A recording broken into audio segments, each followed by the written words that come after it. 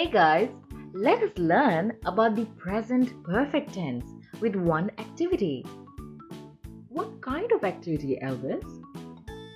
Victor, Jimmy, Omar, I will ask you all to do some simple things and then I'll ask you all few questions. First, Jimmy, will you open the door? Now what have you just done, Jimmy? I have opened the door. Victor, will you pick up the phone? Omar, what has Victor just done? Victor has picked up the phone. Jimmy, shake hands with Omar. Victor, what have Jimmy and Omar just done? They have shaken hands. And what have I just asked you, Victor? You have asked me a question. Great! Now let us discuss the meaning of present perfect tense.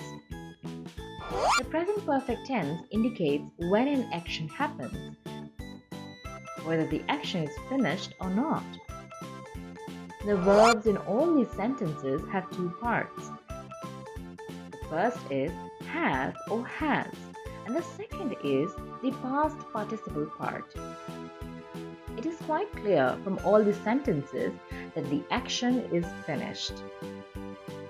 In all the examples, we know the time of action from the context. In other examples, the present perfect tense is often used with adverbs or adverb phrases that tell us about the time. Here are some present perfect tense sentences with adverbs. Have you ever been to the USA? I have never seen a kangaroo. I have never seen her before. So guys, do you all understand the topic of present perfect tense? Yes, Elvis, we understood clearly this topic. And we will never forget this topic as we have learned it with the help of an interesting activity. Excellent! We'll be learning more about this topic, but next time.